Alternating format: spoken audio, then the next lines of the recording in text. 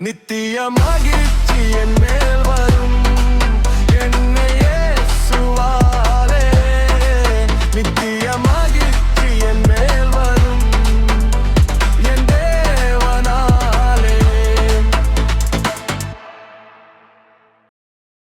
நாம் கடந்து வந்த பாதைகளை நினைத்து பார்த்தால் கண்ணீரோடு அவருடைய பாதத்தை தழுவிக்கொண்டு நாம் நன்றி சொல்ல கடமைப்பட்டவர்களாக இருக்கிறோம்.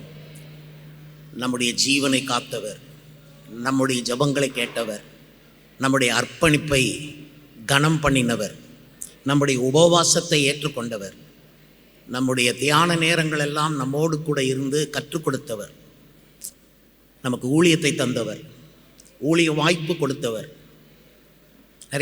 நிறைய பேர் ஏமாற்றப்படுவார்கள்.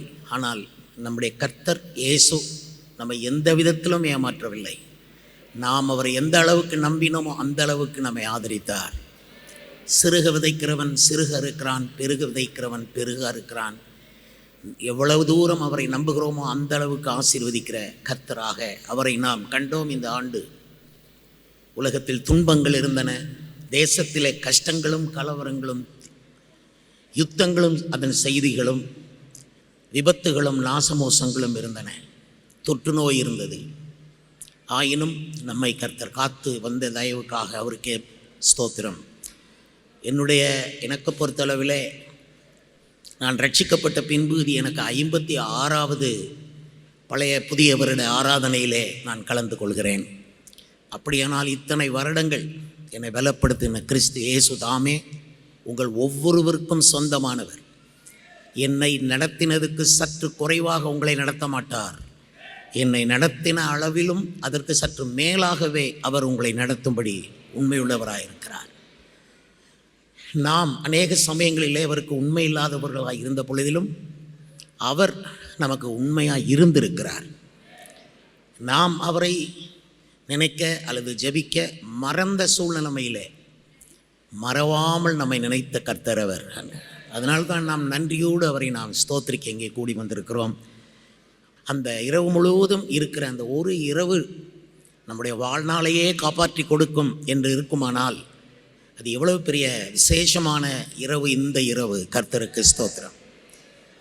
மோசேக்கு அடுத்த 40-80 வருடத்தை அவன் கடந்து போக வேண்டிய சூழ்நிலைமை மோசேக்கு இருந்தபோது கொஞ்சம் திகைப்பு அவனுக்குள் இருந்தது.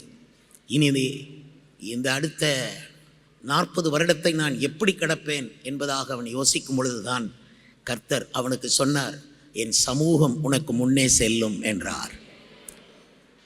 உனக்கு இளைப்பாறுதலை தருவேன் என்றார்.